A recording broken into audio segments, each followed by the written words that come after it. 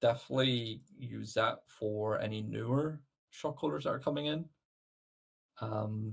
It was really good.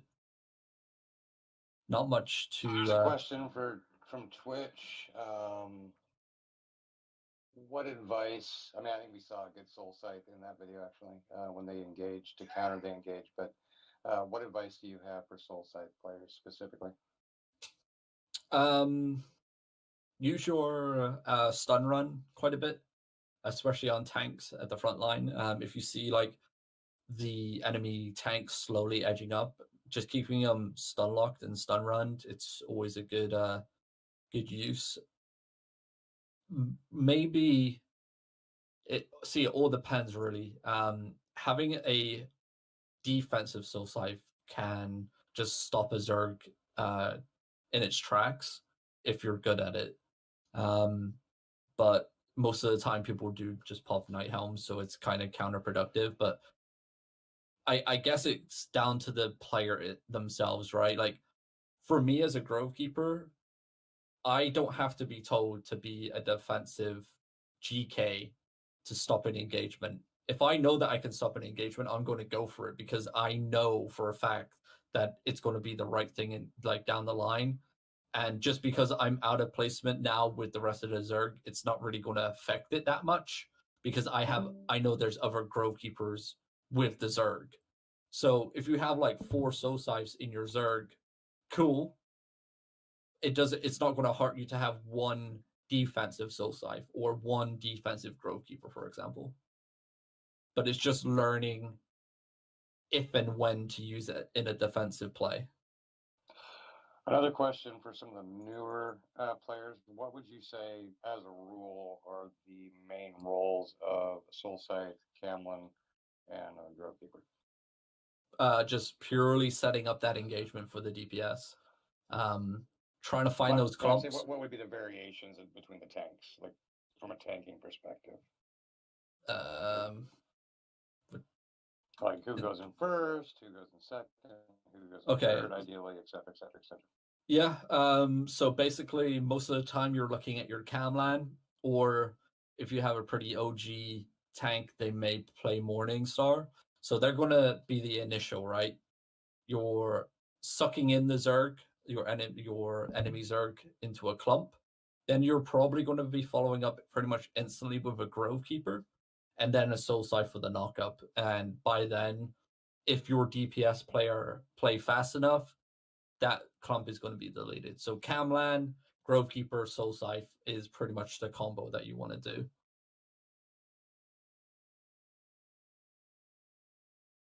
And what about defensively? Defensively, you're never wanna. What should a defensive tank be like looking out for? Like I said before, like Night Helms being popped, sprints about to come in, people like clumping up, ready to engage. It's some of the key things that you're going to be looking out for. Also, Guardian armor is one thing I see quite a few tanks play, but no one really knows how to play it correctly. So you're a tank. You got a lot of health. You got a lot of resistance.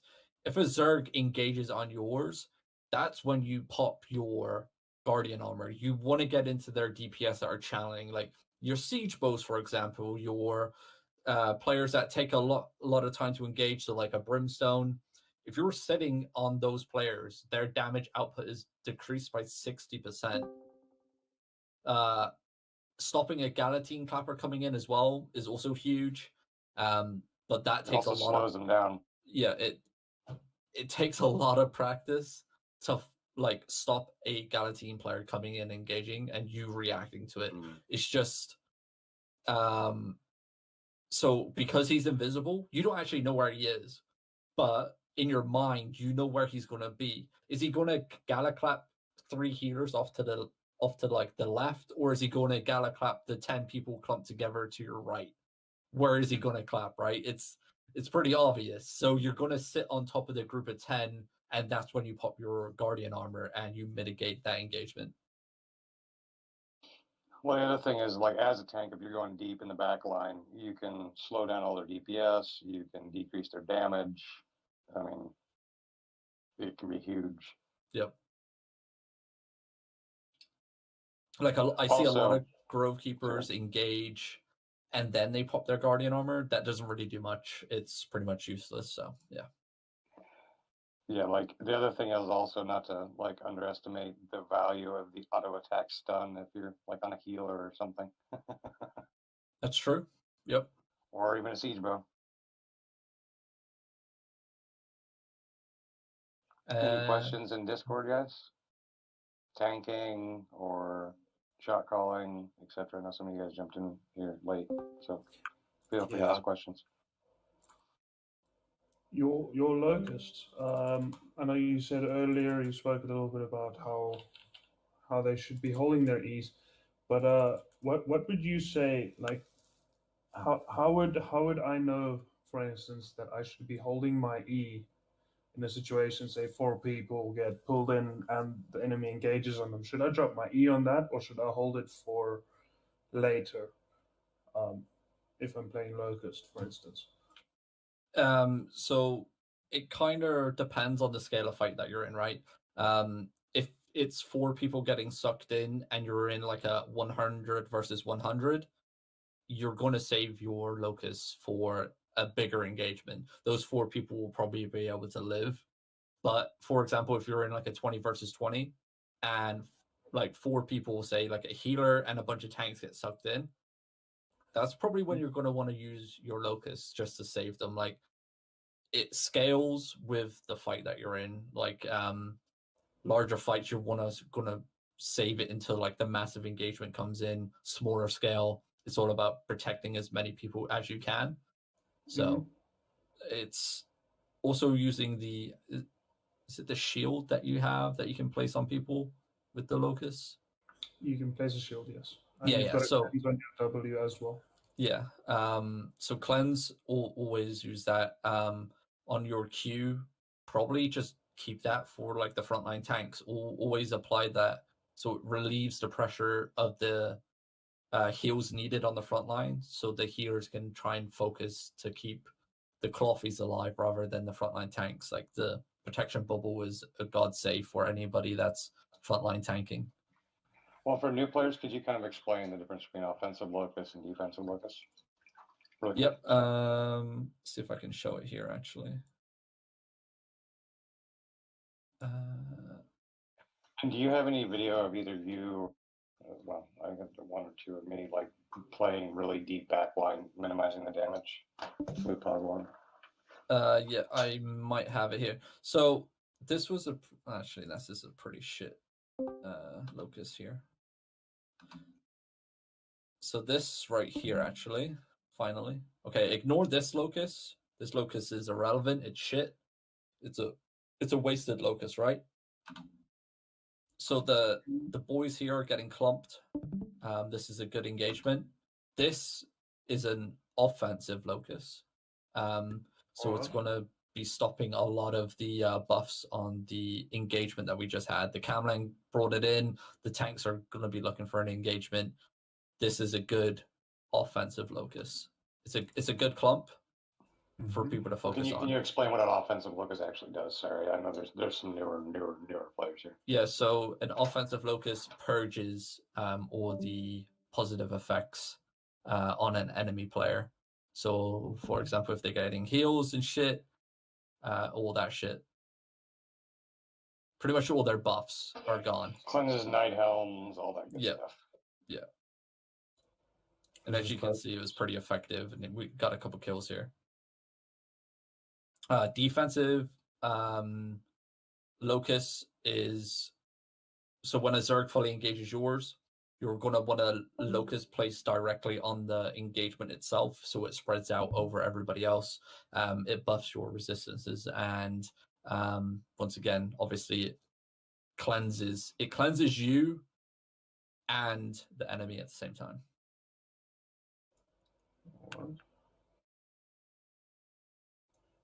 Would you say, as a defensive Locust, if you've got a bunch of halberds and gallatines, with Hillian Jackets standing on top of your backline, would you say dropping a Locust on that to purge all the Hillian Jackets is a good move? Yes, 100%. That would be a defensive Locust. Yeah, that would be a defensive. Because you're defending your backline. See, this here would have been perfect placement for a defensive Locust. On top of this bomb squad coming in. It's about to hit our backline, right? See it coming in on the south here. I see it. I react with my Grovekeeper E because I don't know if anybody else is going to do it. And just trying to stop their engagement. And then I pop my Guardian armor, the purple circle around me. So all the damage output that they're putting out right now is reduced by 60%. That's a defensive play for me, which stopped a lot of people dying. And then they got wiped. Yeah, Guardian armor is not to be underestimated. Yeah, it's just knowing how to use it. Anything else?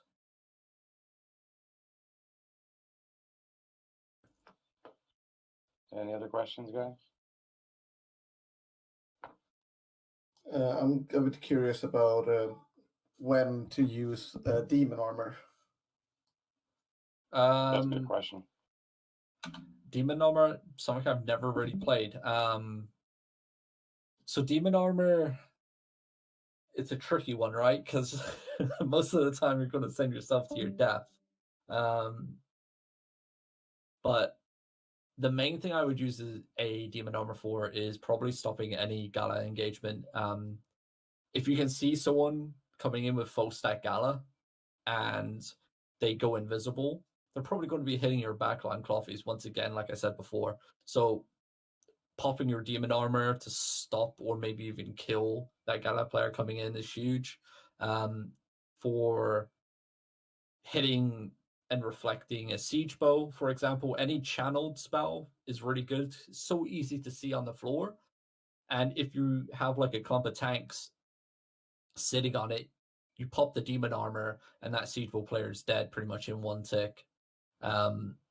So it's Brimstones too are pretty easy. If you see the brimstones don't get reflected. Yeah, brimstones don't get reflected. So it's pretty much siege bows and galas are the main things to reflect if you're playing demon armor. And blazings, which is kind of rare to see nowadays. Sorry, yeah, blazing. Sorry. You can also use it against the new Ava crossbow. Yep, that's true as well, yeah. Yeah, blazing. Yeah. So this engagement here is actually really good by final order. They know the engagement's coming in, right? We kind of gave it away. We're all popping our sprints. We all have our night helms popped here. Watch the defensive Locust come in. It should be any time now. There we go. Their defensive Locust, pretty much perfect placements. Because the time I come in, it's just purge my night helm. I'm in there. And all the DPS now have to run through those tiny choke points back there. And they're all going to get purged anyway. So it's pretty much stopped that engagement. Albeit they still get a little bit clumped. But look how much they've walked away from it when it could have been so different. Like I don't even think they lost a single person on that engagement. So like, once again, reading the enemy Zerg is key in a ZvZ.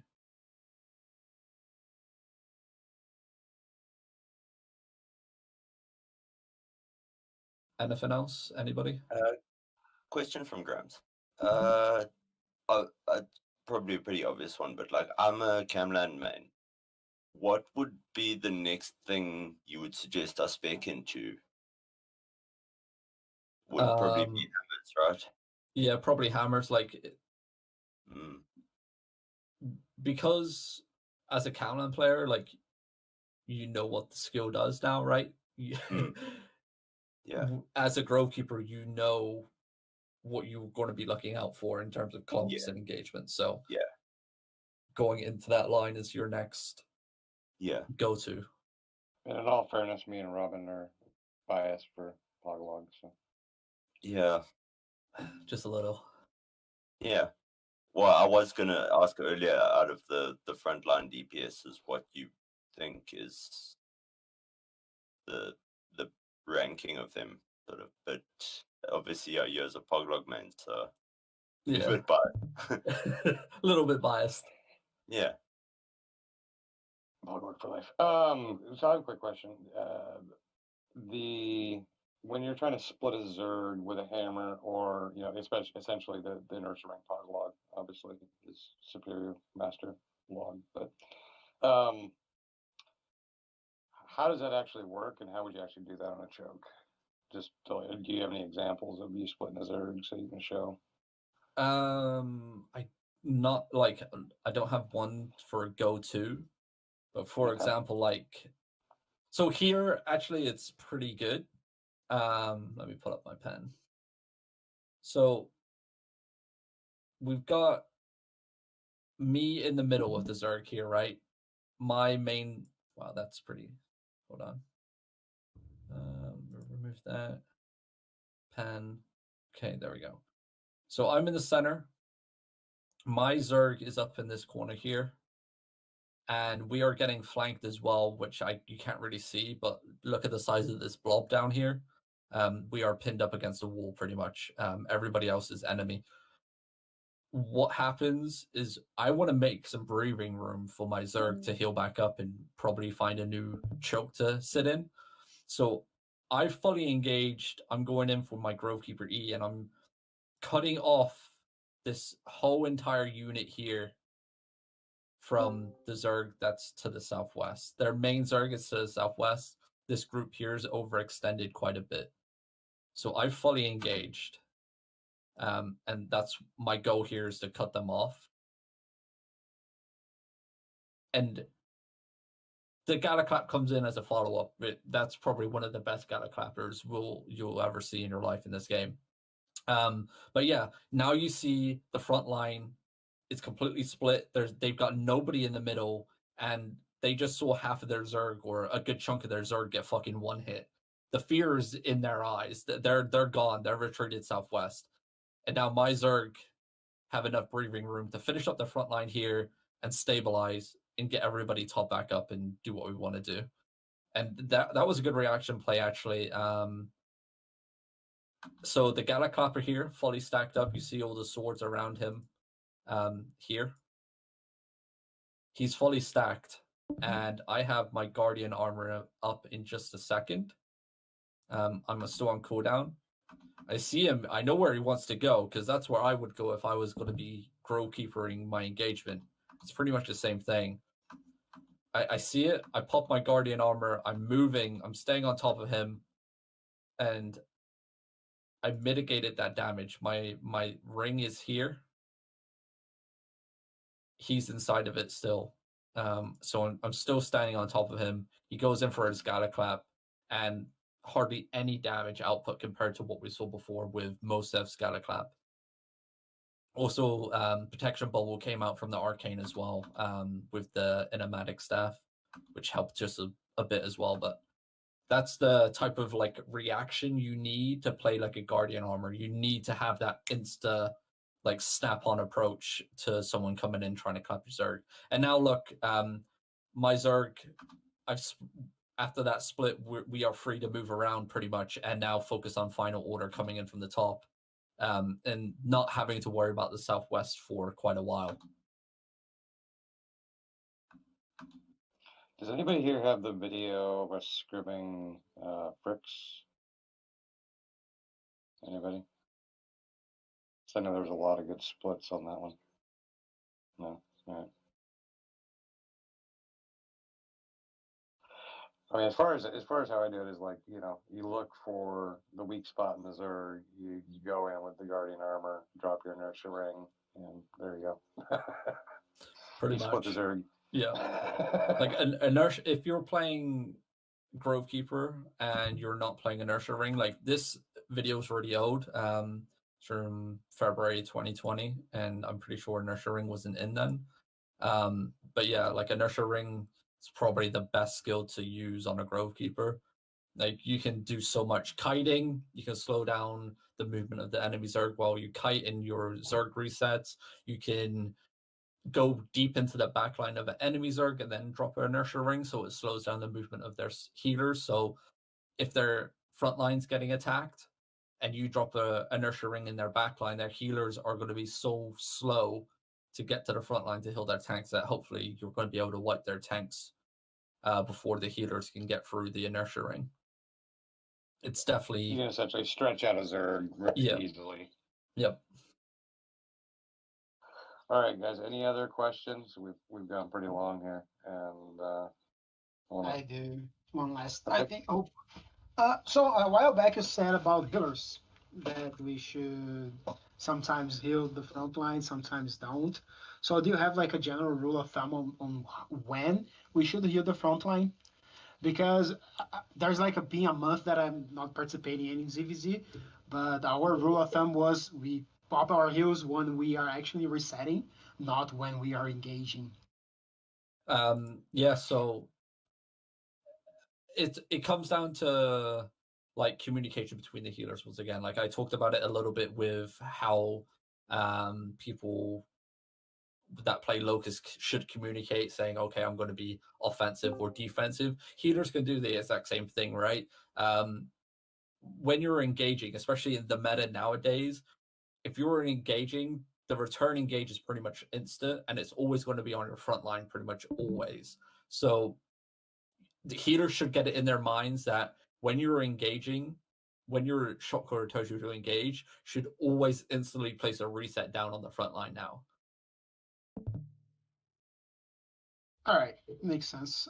So we actually should then like divide, for example, if I have like 4 healers, 2 for engagings and 2 for resets or something on those lines, correct? Yeah, pretty much along. Yeah, pretty much. Okay, Yeah.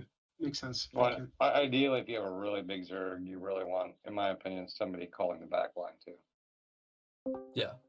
If you can do it. So you have somebody calling heals and, galas and other shit. Okay,